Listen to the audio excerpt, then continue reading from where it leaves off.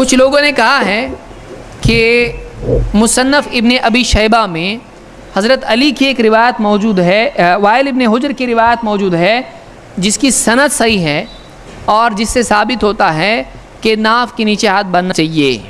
کیا الفاظ ہیں؟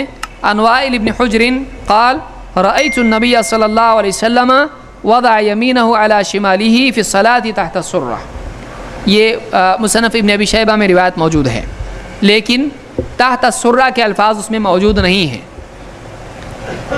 کہ میں نے دیکھا اللہ کے نبی صلی اللہ علیہ وسلم کو آپ نے اپنا دایاں ہاتھ اپنے بائیں ہاتھ پر نماز میں رکھا۔ اور کچھ لوگوں کا کہنا ہے کہ نہیں، اس میں یہ بھی ہے کہ ناف کے نیچے رکھا۔ دکن سے جو حیدرآباد سے جو نسخہ چھپا تھا اس میں یہ نہیں تھا ناف کے نیچے، اس کے بعد وہ نسخہ پاکستان گیا، وہاں سے جب اس کے بعد چھپا تو اس میں یہ لفظ آ گیا۔ تو یہ جو زیادتی ہے یہ واقعی نسخے میں نہیں تھی، بعد میں چھاپنے والوں نے اپنی طرف سے بڑھائی ہے۔ اور یہ کس کی وجہ سے بڑھائی ہے؟ ایک عالم کی وجہ سے جو آج سے تقریباً تھوڑے کچھ 100 سال پہلے ہی تھے، یعنی اللہ کے نبی صلی اللہ علیہ وسلم کے 900 سال بعد یا 800 سال بعد وہ عالم تھے، انہوں نے یہ بات کہی، اس بات پر اس کو بڑھا دیا گیا۔ کیسے؟ آئیے دیکھتے ہیں۔ مصنف ابن ابی شیبہ کی روایت میں ناف کے نیچے باندھنا یہ لفظ وائل ابن حجر کی روایت میں ہے یا نہیں، سب سے پہلے کس نے بتایا؟ آپ سوچیے، مصنف ابن ابی شیبہ کتنی پرانی کتاب ہے، آج سے تقریباً 1000 سے زیادہ سال پرانی کتاب ہے۔ اس بارے میں حنفی عالم دیوبندی عالم انور شاہ کشمیری اپنی کتاب العرف الشدی میں لکھتے ہیں وَأَوَّلُ مَن نَبَّهَ عَلَى كَوْنِهِ فِي الْمُصَنَّفِ مصنف ابن ابی شیبہ هو العلامہ قاسم ابن قطلوبغہ۔ نام آپ کے لیے بہت مشکل ہوگا، قاسم ابن قطلوبغہ۔ تو یہ جو عالم ہیں یہ کب کے عالم ہیں؟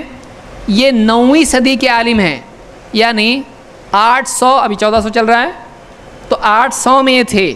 ان سے پہلے 800 سالوں میں کسی نے بھی یہ نہیں بتایا کہ مصنف ابن ابی شیبہ میں ایسا ہے۔ کہتے ہیں کہ سب سے پہلے جس نے بتایا یہ بات کہ مصنف ابن ابی شیبہ میں یہ زیادتی ہے ناف کے نیچے باندھنے کی، یہ 800 سال بعد اللہ کے نبی صلی اللہ علیہ وسلم کی کسی نے بتایا ہے۔ اتنے بڑے بڑے عالم جو پہلے گزرے ہیں، جو حنفی عالم تھے، جنہوں نے ناف کے نیچے باندھے یا سینے پر باندھے کے مسئلے پر بحث کی، کسی نے یہ نہیں کہا، جو مصنف ابن ابی شیبہ کے حوالے دیتے تھے کسی نے بھی نہیں کہا کہ مصنف میں یہ زیادتی وائل ابن حجر کی روایت میں ہے۔ 800-900 سال کے بعد ایک آدمی آتا ہے اور وہ کہتا ہے کہ ہاں مصنف ابن ابی شیبہ میں یہ لفظ ہے۔ آپ خود سوچیں کہ کتنا معتبر ہے۔ یہی وجہ ہے کہ اس روایت کے بارے میں جسٹس تقی عثمانی نے تقریر ترمذی میں کہا کہ یہ مشکوک ہے، قابل اعتماد نہیں ہے، کیونکہ یہ اکثر اور معتبر نسخوں میں یہ نہیں ہے، قابل اعتماد نسخوں میں یہ نہیں ہے۔ تو انہوں نے کہا کہ اس کو یہ زیادتی مشکوک ہے، قابل اعتبار نہیں ہے۔ اسی طرح سے نیموی نے بھی اس کو قبول نہیں کیا ہے۔ نیموی حنفی عالم ہے اور بہت بڑے عالم ہیں، آثار السنن ان کی کتاب لکھی ہوئی ہے، تو انہوں نے بھی اس کو قبول نہیں کیا ہے۔ تو یہ جو زیادتی ہے یہ سب سے پہلے کس نے ذکر کی؟ قاسم ابن قطلوبغہ۔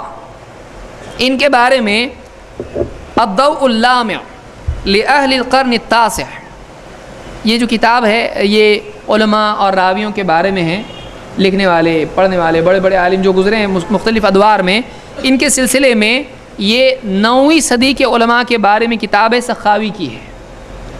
انہوں نے بقائی کا قول قاسم ابن قطلوبغہ کے بارے میں ذکر کیا ہے۔ بقائی ایک بڑے عالم گزرے ہیں جنہوں نے تفسیر وغیرہ بہت کچھ لکھا ہے۔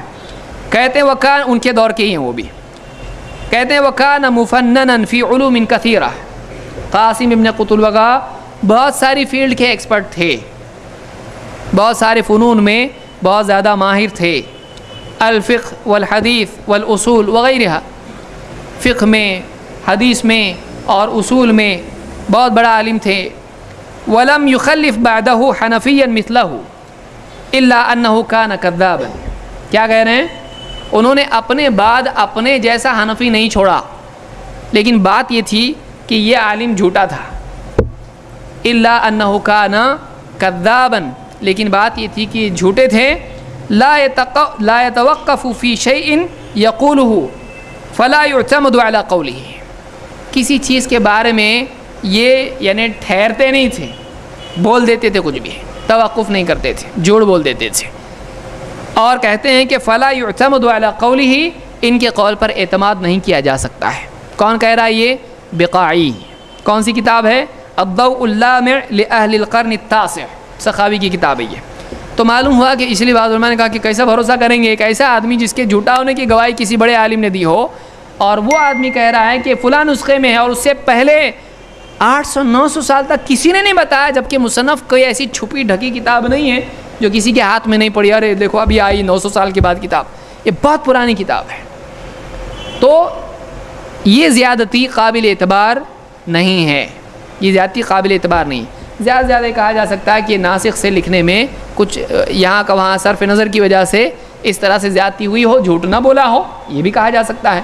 لیکن اکیلا یہ آدمی بول رہا ہے، اور اس سے بڑے بڑے عالم نصب الرایہ میں ذیلی ہیں، ابن الحمام ہیں، اور اسی طرح سے اور دوسرے بڑے بڑے عالم ہیں، وہ نہیں بول رہے ہیں، اور یہ ایک آدمی بول رہا ہے، سوچنے کی چیز ہے۔ دوسرے علماء دوسرے مسلک کے وہ بھی کبھی نہیں بول رہے ہیں کہ ایسی کوئی روایت ہے وائل ابن حجر کی۔ یہ ایک اکیلا آدمی جو خود بھی حنفی ہے اور وہی بول رہا ہے، اور اس کے اوپر جھوٹ کی تہمت بھی ہے، جو اس مسئلے کے بارے میں نہیں ہے، وہ عام ہے۔ تو آپ سوچئے کہ اس کو ان کے بولنے پہ کتنا قبول کیا جا سکتا ہے، یہ سوچنے کی چیز ہے۔ تو یہ بھی روایت قابل اعتبار نہیں ہے، اس لیے کہ خود حنفی علماء میں سے بھی کئی لوگوں نے اس کا انکار کیا ہے، اس کو قبول نہیں کیا ہے۔ بلکہ وائل ابن حجر سے جو روایت علماء نے نقل کی ہے وہ سینے پہ ہاتھ باندھنے کی ہے۔ خود حنفی علماء نے جب ذکر کیا ہے تو وائل ابن حجر کی سینے کی روایت نقل کی ہے، چاہے آپ نصب الرایہ دیکھیں یا اسی طرح سے علامہ عینی کی کتابیں دیکھیں یا دوسرے علماء کی کتابیں دیکھیں، تو یہ روایت ثابت نہیں ہے۔